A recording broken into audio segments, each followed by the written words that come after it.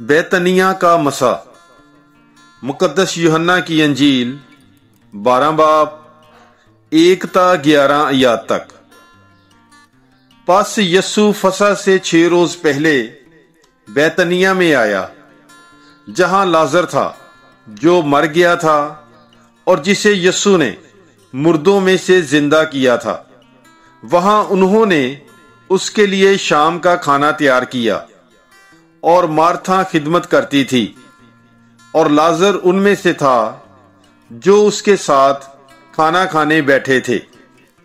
تب مریم نے آد سیر خالص اور قیمتی جٹاماسی کا عطر لے کر یسوع کے پاؤں پر ملا، اور اپنے بالوں سے اس کے پاؤں پونچھے، اور گھر عطر کی خوشبو سے بھر گیا۔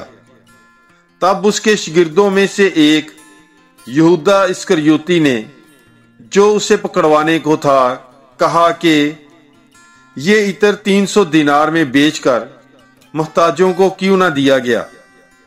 اس نے یہ اس لیے نہیں کہا تھا کہ اسے محتاجوں کا فکر تھا، بلکہ اس لیے کہ وہ چور تھا، اور چونکہ تھیلی اس کے پاس رہتی تھی، جو کچھ اس میں پڑتا تھا وہ نکال لیتا تھا۔ تب یسوع نے کہا کہ اسے رہنے دو، اس نے میرے دفن کے روز کے لیے یہ رکھا تھا، کیونکہ محتاج تو ہمیشہ تمہارے پاس ہیں، مگر میں ہمیشہ تمہارے پاس نہیں رہوں گا۔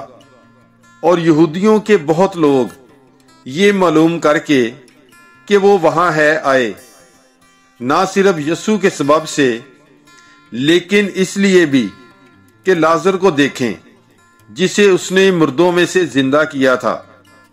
تب سردار کہنوں نے مشورہ کیا کہ لازر کو بھی قتل کریں، کیونکہ اس کے سبب سے بہت سے یہودی چلے گئے اور یسوع پر ایمان لائے۔ ادخال یروشلم۔ مقدس یوحنا کی انجیل 12 باب 12 تا 50 آیات تک۔ دوسرے روز بہت سے لوگوں نے جو عید میں آئے تھے یہ سن کر کہ یسوع یروشلم میں آتا ہے، کھجور کی ڈالیاں لیں اور اس کے استقبال کو نکلے، اور پکارنے لگے، ہوشانا، مبارک ہے وہ جو خداوند کے نام سے آتا ہے، مبارک ہے شاہ اسرائیل۔ اور یسوع گدھی کا بچہ پا کر اس پر سوار ہوا، جیسا کہ لکھا ہے، اے سہون کی بیٹی نہ ڈر، دیکھ گدھی کے بچے پر سوار ہو کر تیرا بادشاہ آتا ہے۔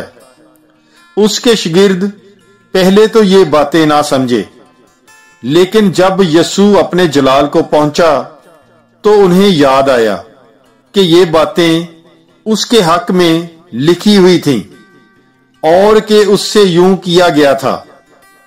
پس وہ ہجوم گواہی دیتا گیا جو اس وقت اس کے ساتھ تھا، جب اس نے لازر کو قبر سے باہر بلایا اور مردوں میں سے زندہ کیا تھا۔ اسی سبب سے یہ ہجوم اس کے استقبال کو نکلا، کیونکہ انہوں نے سنا تھا کہ اس نے یہ کرشمہ دکھایا ہے۔ مگر فریسیوں نے آپس میں کہا کہ دیکھو تو تم سے کچھ نہیں بن پڑتا، دیکھو دنیا اس کے پیچھے ہو چلی۔ جو عید میں پرستش کرنے آئے تھے ان میں کئی غیر قوم تھے۔ وہ فیلبوس کے پاس آئے جو جلیل کے بیت صدا کا تھا، اور اس سے التجا کر کے کہا کہ اے آقا، ہم یسوع سے ملنا چاہتے ہیں۔ فیلبوس نے آ کر اندریاس سے کہا، اور پھر اندریاس اور فیلبوس نے یسوع کو خبر دی۔ یسوع نے ان کے جواب میں کہا کہ وہ وقت آ گیا ہے کہ ابن انسان جلال پائے۔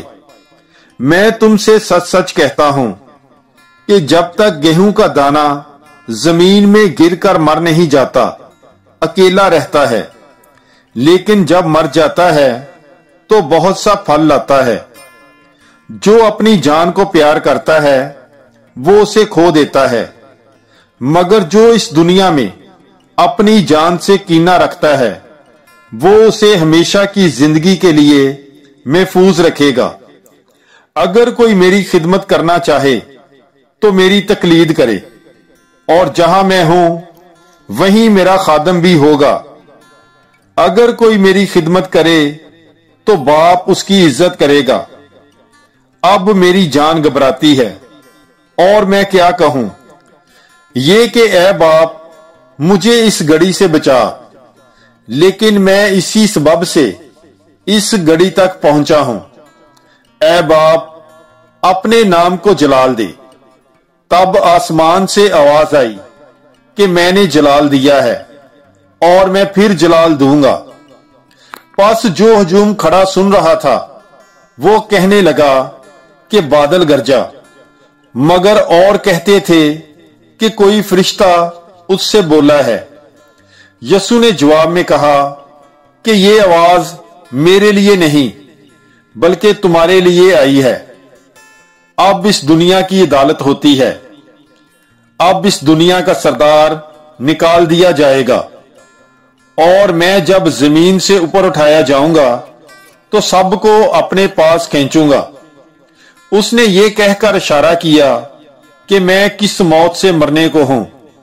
پس ہجوم نے اسے جواب دیا کہ ہم نے شریعت کی یہ بات سنی ہے کہ المسیح ہمیشہ تک رہے گا، پھر تو کیوں کر کہتا ہے کہ ضرور ہے کہ ابن انسان اٹھایا جائے؟ یہ ابن انسان کون ہے؟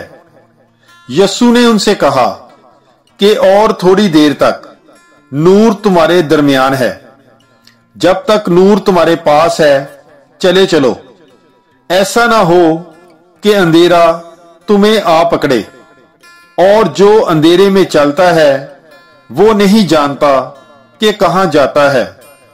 جب تک نور تمہارے پاس ہے نور پر ایمان لاؤ تاکہ تم نور کے فرزند بنو۔ یسوع یہ باتیں کہہ کر چلا گیا اور ان سے چھپ گیا، اور اگرچہ اس نے ان کے روبرو اتنے کرشمے دکھائے تو بھی وہ اس پر ایمان نہ لائے، تاکہ اشعیاء نبی کا وہ کلام پورا ہو جو اس نے کہا کہ اے خداوند جو ہم سے سنا اس کا کس نے یقین کیا ہے، اور خداوند کا بازو کس پر ظاہر ہوا ہے۔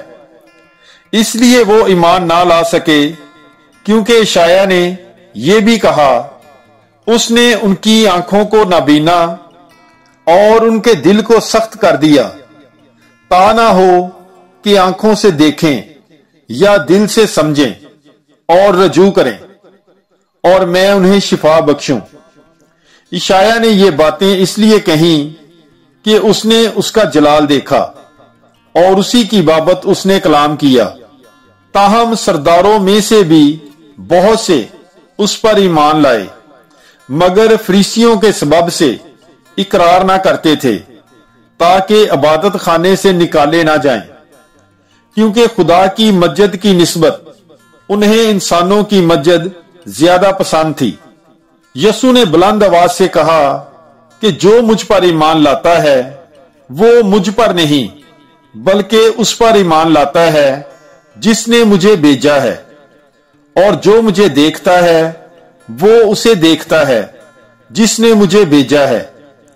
میں نور ہو کر دنیا میں آیا ہوں تاکہ جو کوئی مجھ پر ایمان لائے وہ اندھیرے میں نہ رہے۔ اگر کوئی میری باتیں سن کر ان پر عمل نہ کرے تو میں اس پر فتویٰ نہ لگاؤں گا، کیونکہ میں اس لیے نہیں آیا کہ دنیا پر فتویٰ لگاؤں بلکہ اس لیے کہ دنیا کو نجات دوں۔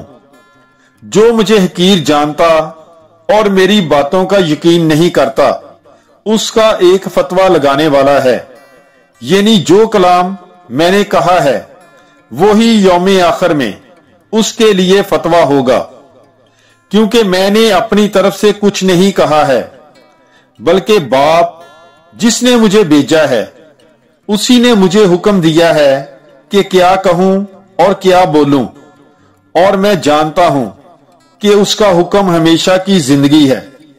پس جو کچھ میں کہتا ہوں جس طرح باپ نے مجھے کہا ہے اسی طرح کہتا ہوں۔ پاک کلام کے پڑھے اور سنے جانے پر خداوند کی برکت ہو۔ خدا کا شکر ہو God bless you. Bible is life.